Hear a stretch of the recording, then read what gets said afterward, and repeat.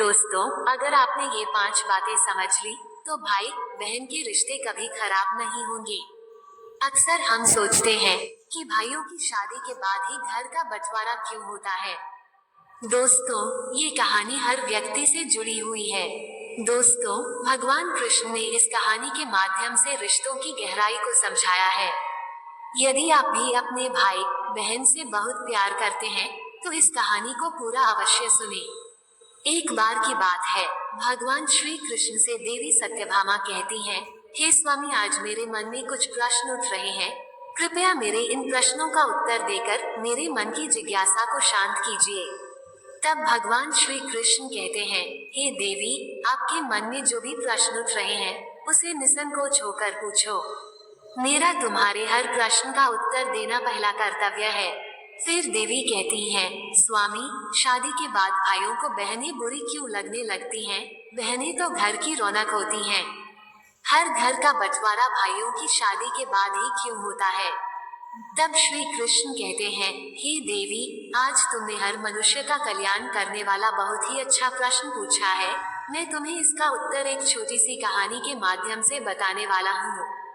इसलिए पूरे ध्यान से इस कहानी को अंत तक सुनिए।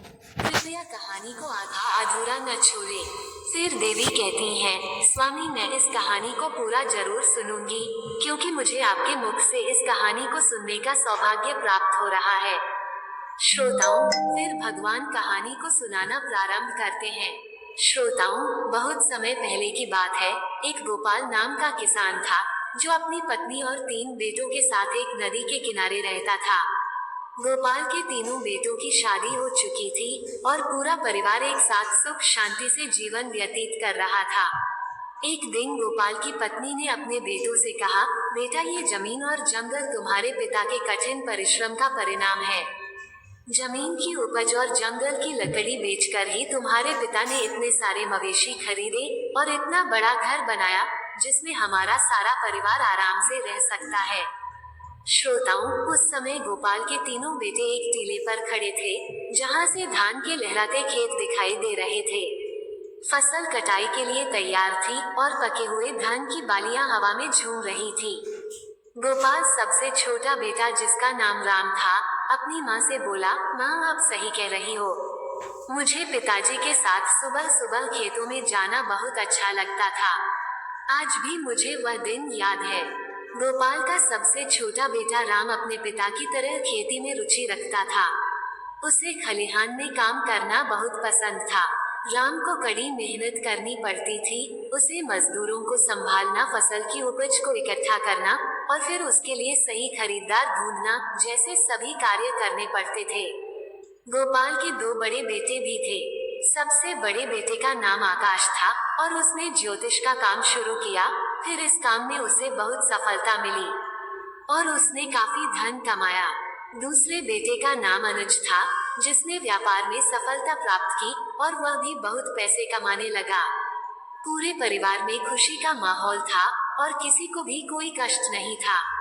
फिर एक दिन गोपाल बीमार हो गया और उसने अपनी पत्नी से कहा, मुझे लगता है कि मेरा समय आ गया है।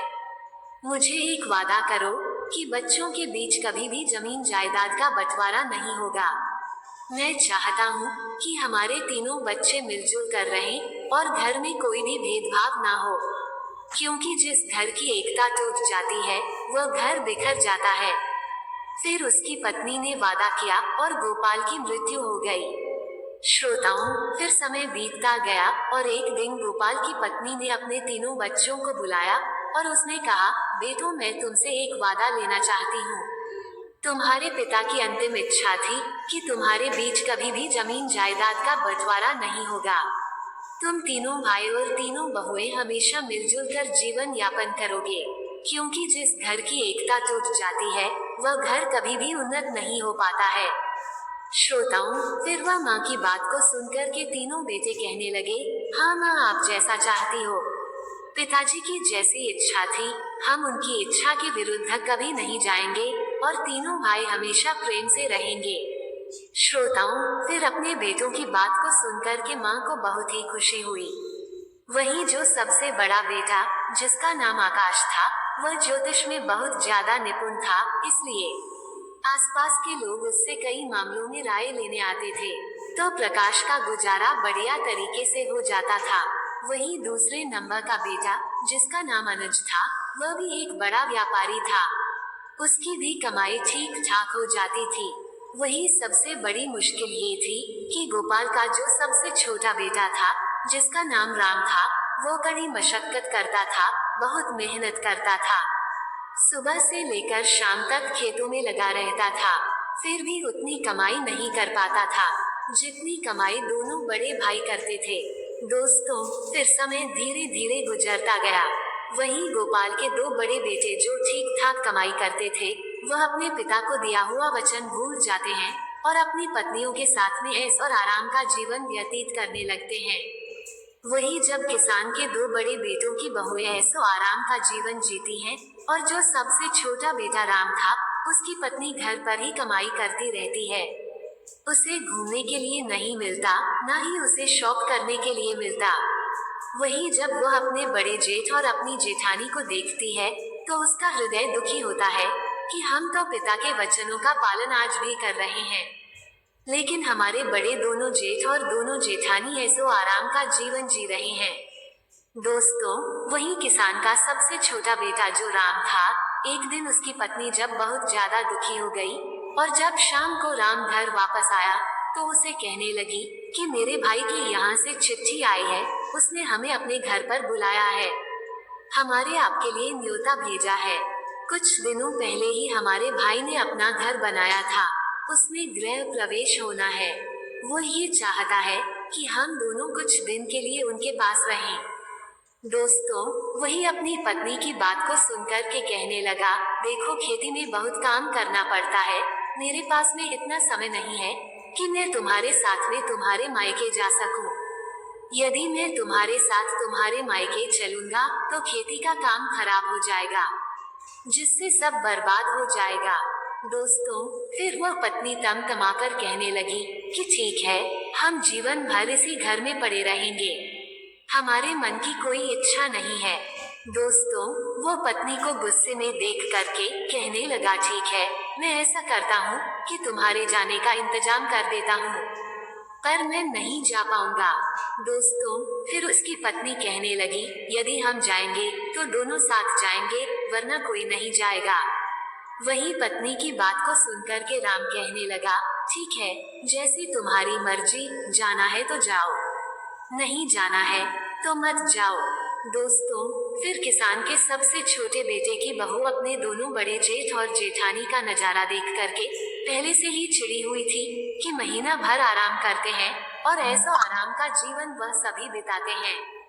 दोस्तों, फिर ऐसा सोच करके वह राम की पत्नी कहने लगी, क्या हमने घर का सभी काम करने का ठेका ले लिया है? घर में और खेती का काम हम दोनों मिलकर करते हैं और आपके दोनों बड़े भाई आपकी भाभीयों के साथ में मौज मस्ती का जीवन जी रहे हैं। क्या आपने कभी सोचा है कि मेरा भी मन करता है हम भी शौक और आराम का जीवन जिए? फिर जब उनको अपना अपना ही करना है, हम दोनों की कोई फिक्र ही नहीं है, वो तो दोनों बाहर रह करके मौज मस्ती का जीवन जी रहे हैं। फिर अपने अपने पत्नियों के साथ में चारों ओर घूमने चले जाते हैं और मैं हमेशा इस घर में ही पड़ी रहती हूँ। आप बताओ, क्या यह अन्याय नहीं है? दोस्तों, फिर भगवान कहते हैं, हे देवी, फिर तो अपनी पत्नी की बात को सुनकर के श्याम की नींद खुल गई और फिर उसकी पत्नी आगे कहने लगी, अब तुम मेरी एक बात सुनो, जायदाद के बंटवारे की बात चलाए ताकि हम लोग अलग रह सके। यदि हम अलग रहेंगे तो हमको भी अपने घूमने के लिए कुछ समय मिलेगा।